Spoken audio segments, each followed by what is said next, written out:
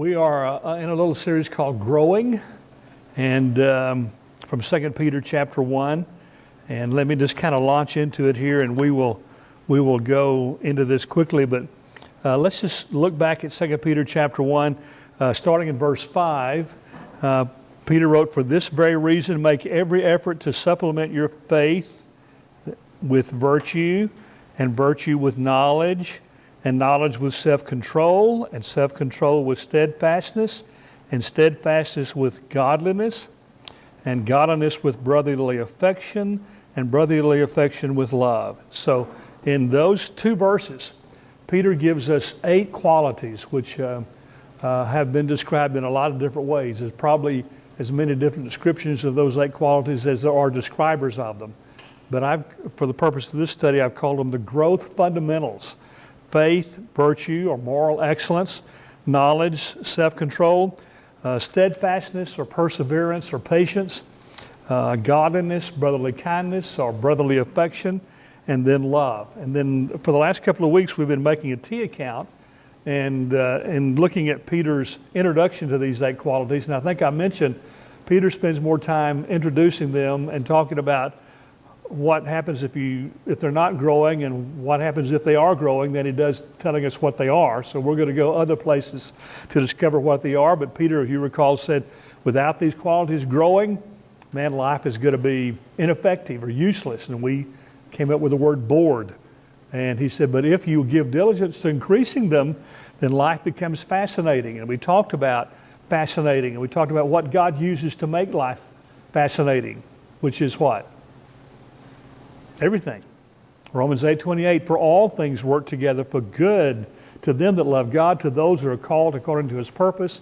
And then the purpose and the good is down in verse 29, "For whom he did foreknow, he did predestinate." Here it is, "to be conformed to the image of his Son." So God uses everything that he lets into our lives to conform us or to transform us into the personality and character of Jesus. And man, if you go into life with that point of view, life really becomes fascinating. And Peter then said, without these qualities growing, life's going to be unproductive, unfruitful, barren. And but if they are increasing, your life becomes fruitful. And what is the key to being fruitful? Jesus said, if you do what? You will abide in Jesus. And abiding in Jesus means what? What was that really profound theological definition I gave you? Do what you know. Do what you know. And then we talked about how if these qualities are not increasing, that we're going to be blind or nearsighted. We talked about how Peter says that if these qualities are in your life and they're increasing, that instead of being nearsighted, we're going to be farsighted, which simply means that we're going to be able to see life from God's point of view, which is farsightedness. And it gets us off the roller coaster. And we'll talk about that more in just a second. And then finally, Peter said, without these qualities growing in your life, you're going to suffer the bondage from old sins that are repeated in your life. We talked about jumping off the roof. And jumping off the roof, you're going to suffer the reproof of pain in your ankle, to say the least. And guess what? You're going to continue to have the pain in your ankle as long as you keep jumping off the roof. And so basically, we live in bondage to these old violations of the Word of God in our life. But these qualities, when they're in growing, they free us from that kind of bondage and conflict, and we live a life that's free. So we move now into talking about how to get off the roller coaster. We talked about how when we live that kind of a roller coaster life, always set off by the unexpected, up when things are like we think they should be, down when they're not, and how that blocks our line of sight. And we're nearsighted, and we live in life unexpected and unprepared for things that we didn't expect. But when we get off that roller coaster, then we have life. We have God's point of view for life, and we're not thrown off by the unexpected. I won't rehash that, but basically that's what Peter's describing. Now, I know that all of you are critical thinkers. and that you're at least you're thinkers, because I've seen you thinking and heard your questions. And so I'm guessing that if you've looked at 2 Peter very carefully, you've noticed something in 2 Peter that should give you pause. And it's right here in verse 3, where Peter says, His divine power has granted us all things that pertain to life and godliness. So what has God given us for us to be able to live a life of godliness? Everything. He's given us all things. Then down in verse 5, Peter says, for this reason, make every effort to supplement your faith, etc. So the question then becomes, you want to say, hang on a second. God has already given us everything that pertains to life and godliness. And then Peter comes back and says, hey, add to. So the question then becomes is, how do you add to everything? I mean, He's already given us everything, so why do we need to supplement anything? And in fact, that question leads us right to the crux of the issue and to a very fascinating discovery about how I can add to everything. Let me just say, first of all, that, let me put it this way. What does it mean? Let me ask this. What does it mean to make every effort? What does that make every effort mean? Well, it means this. It means that growth takes cooperation. It means that I have to cooperate with God. I have to cooperate with God's operating. It's cooperation with operation. And I'm involved in the process of going. Now, salvation is a gift. We know that. I mean, everything about salvation is a gift from God. And so is sanctification. But sanctification is teamwork.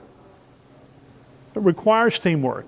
So, understanding what making every effort, what that means, understanding what that means is critical to our growth. So as we move forward into understanding each of these qualities, faith and virtue and self-control, etc., it's important for us to go into each one of them understanding what it means to make every effort. Because we're going to talk about faith. What does that mean? Make every effort to supplement.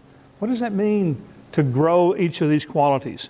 So this is the real crux of what we want to get this morning. I know all of you are familiar with that verse in Philippians 2:12, especially if you've grown up in an evangelical setting, a conservative setting, where Paul said, therefore, my beloved, as you have always obeyed, so now not only as in my presence, but much more in my absence. Here it is, work out your own salvation with fear and trembling. And that verse has had a lot of interesting interpretations as well. Let's not worry about any part except this part, work out your own salvation. What does that mean? Work out your own salvation. Does that mean that if you're going to be saved, you got to work it out? Being saved? What does that mean? Does that contradict the concept of salvation as a gift from God? And to go to answer Eric's question about the original, basically what Paul was talking about here was working what's on the inside to the outside. Inside to outside. That's the concept of working out. And that's why you get that out word there, is because there's something that's been placed inside you, and now it needs to come to the outside. And that's what this whole process is about. And that's what these growth qualities are about. It's about working out, or it's about what's inside us, which is the Lord Jesus coming to the outside. And that is the theme of what we're looking at today. But, for instance, here's a composer who's written this beautiful piece of music. And the composer, he or she, provides everything that's needed. Everything that's there. Just like that verse, God has given to us all things that pertain unto life and godliness. The composer's given us everything we need. The composer's given us notes, given us the score, given us the key, given us the cadence. It's all there. But although everything is there, it's all silent without what?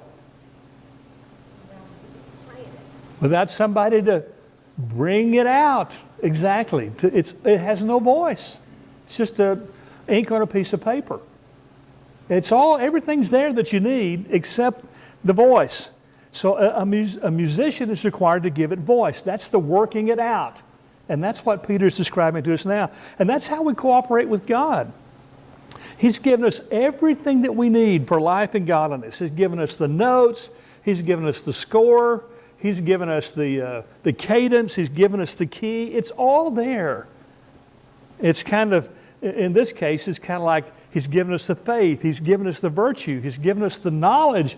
He's given us the self-control. He's given us patience. He's given us godliness. He's given us brotherly kindness. He's given us love. It's all there. It's all on the page.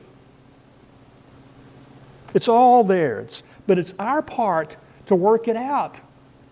Because until we do, until we play the music, silent. We don't hear what God's playing in our life, nor does anyone else. Which, Eric, to go back to the Greek language, it's really fascinating. This phrase, make every effort to supplement, is a really interesting word study. The root words there are give us an enormous amount of insight into what Peter's saying. For instance, the three words, make every effort, come from two Greek words. The first one means to bring in alongside. So think about bringing something alongside, okay? That's the second word is with earnestness or diligence. In fact, King James Version says giving all diligence, okay?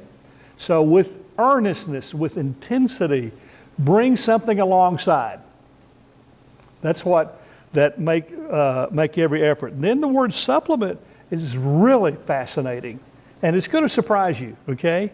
Supplement, this is not going to surprise you, to supply or to present, okay? But the second root word from this word is a word which means to be a chorus leader, to lead a chorus.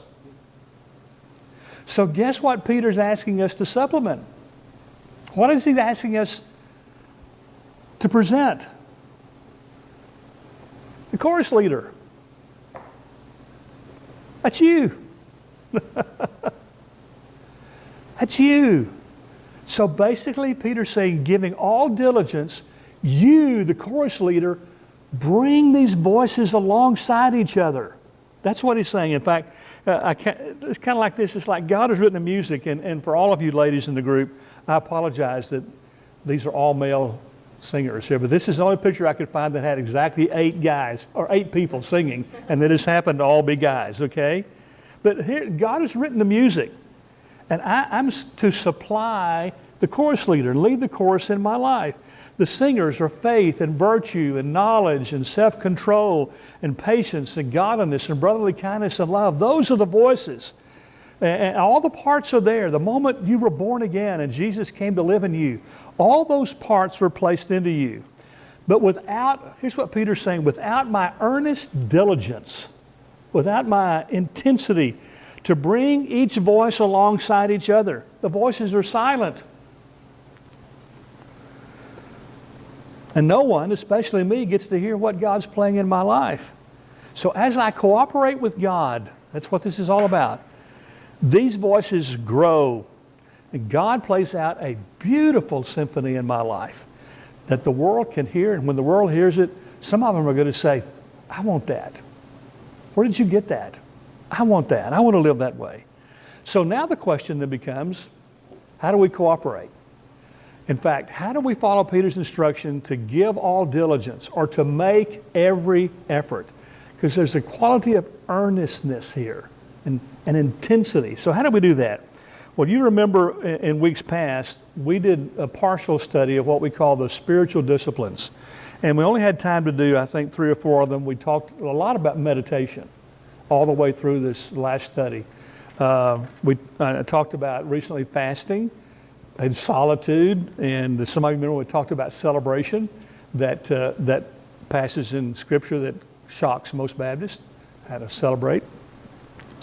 But there are about 12 of these disciplines, and some lists have about 18. These are called spiritual disciplines. These are things that we can do. In fact, and if you want to dig in here more, and I hope you will, I recommended, this is the classic book on spiritual disciplines by Richard Foster, Celebration of Discipline. And if you have interest in studying and understanding how to practice these disciplines, then this is the book I would send you to as a textbook. Richard Foster's Celebration of Discipline. If you just remember Richard Foster Discipline, you can find it quite easily. But these disciplines are an essential part of working it out. They're all part of the playing the music. Let me go here because I think this will help explains. Stephen Porter, Dr. Stephen Porter is a professor of theology, spiritual formation, and philosophy. How about that? At Biola University. And he was speaking this spring, in fact, just May of this year, at a Renovare conference at Westmont College in Santa Barbara, California. And it was a really interesting subject. He was talking about living in a material world with an immaterial God. Living in a material world with an immaterial God. And it was talking about the fact that God's invisible. We can't see him with our physical eyes. And related that to the problem of out of sight, out of mind. And most of us struggle with that because we don't see God with these physical eyes. So it's the old thing of out of sight, out of mind. And we struggle with a conversational relationship with the Lord that goes through the whole day because we can't see him.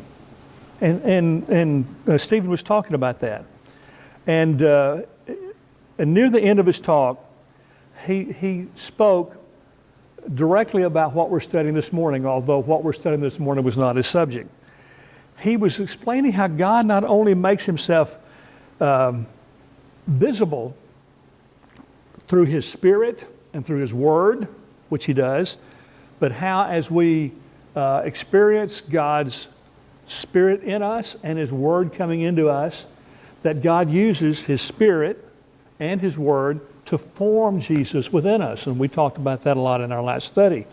But he has a remarkable illustration about how we can cooperate with God to grow these qualities in our life. And so this is just a little part of what he said, but I wanted you to hear it.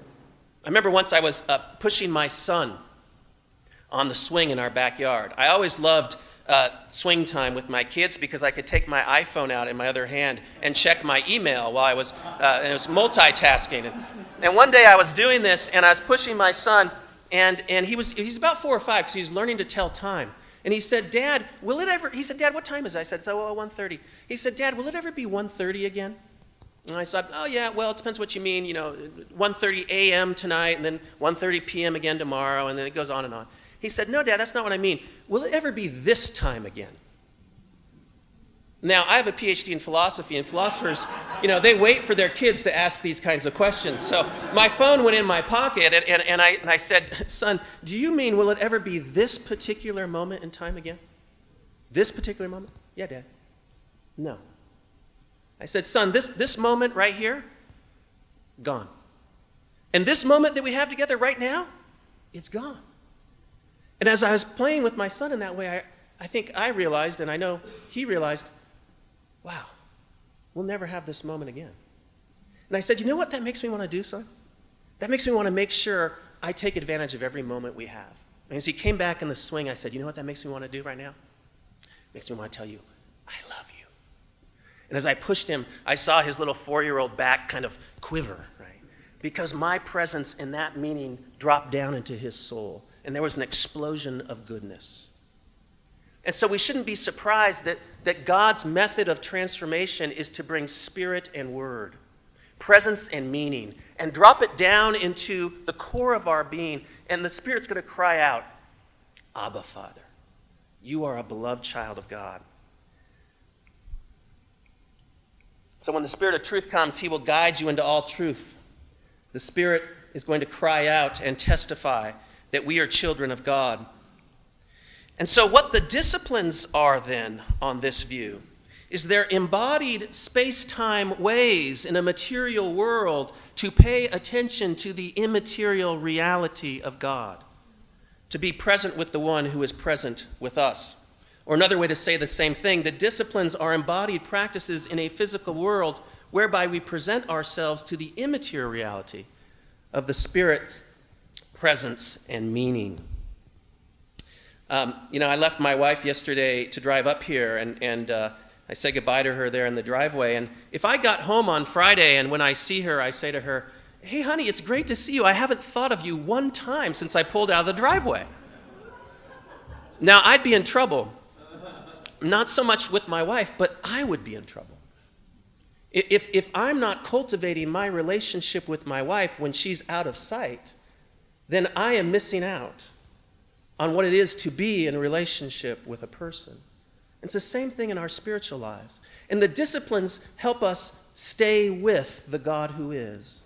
There's this great little verse in Jude 21. Jude doesn't get enough attention these days. In Jude, verse 21, there's a little phrase that says, "Keep yourselves in the love of God." See, that's what the spiritual disciplines do. They keep us in the love of God. We're embodied persons in a material world, and we need to practice to stay with Him. There's this quote I ran across. I don't know if you can read it. Probably can, but I just took a picture of the inside cover of this book. I don't even remember what this book was. If anyone knows, I'd love to know what the book was. But it's a quote by W.H. Auden. He says, "Choice of attention, to pay attention to this and ignore that, is to the inner life what choice of action is to the outer. In both cases, man is responsible for his choice and must accept the consequences. As Ortega y Gasset said, 'Tell me to what you pay attention, and I'll tell you who you are.'" You see, through the disciplines, we pay attention to the immaterial one. We pay attention to the presence and meaning of the Spirit who's crying out in our hearts, "Abba, Father." As we live in a material world with an immaterial God, we have a choice of what to pay attention to. And Paul puts it like this: "If you have been raised with Christ, then seek the things that are above, where Christ is, seated at the right hand of God. Set your mind on things above, not on things that are on earth. For your life is over. And your life, your Zoe, is now hidden with Christ in God. When Christ, who is your life, appears, then you'll also appear with him in glory. And that is when we will see face to face. But in the meantime, in a material world, as embodied beings, we engage practices to set our minds on things above, where Christ is, seated at the right hand of the Father." When he talked about saying goodbye to his wife and then coming back home and saying, "I haven't thought about you one single time while I was gone," he said, I'd be in trouble. But he made his point that he wouldn't be so much trouble with his wife as he would be with himself. Because giving attention to someone you can't see is important and essential to having a relationship with that person. And that's really the point to get across here. And then he goes on and talks about how we give attention. How we give attention to someone we can't see. And he showed this part of a book. This is the front of a book that he took a picture of as he was reading. In fact, I put it in a slide so you could see it easier. He said, "Choice of attention, to pay attention to this and ignore that, is to the inner life what the choice of action is to the outer." In both cases, man is responsible for his choice and must accept the consequences. As Ortega y Gasset said, "Tell me what you pay attention. Tell me to what you pay attention, and I will tell you who you are." So when Peter talks about making effort, giving diligence, this is what he's talking about. He's talking about giving attention to. So as we move through, which will start next Sunday, the Lord willing, each one of these qualities, remember that the concept here is paying attention, giving attention. And I'm suggesting to you that these disciplines that I would encourage you to practice and even master in your life, they are some of the best ways, not the only ones, but they're some of the very best ways to give attention, to pay attention to someone and something you can't see.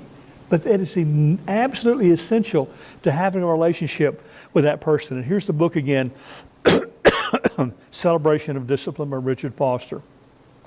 So as we move through this, understand that if these are going to grow, if this music's going to play in your life, then the preface to that happening is Peter's instruction: make every effort, give diligence, pay attention. And that's what's at stake here as we move forward. Okay? Let me do this and we'll move into our discussion. The Lord bless you and keep you. The Lord make his face to shine upon you. The Lord be gracious to you. The Lord lift his countenance upon you and give you peace. And I was thinking about adding the word in there this whole week, which I was going to do. Okay.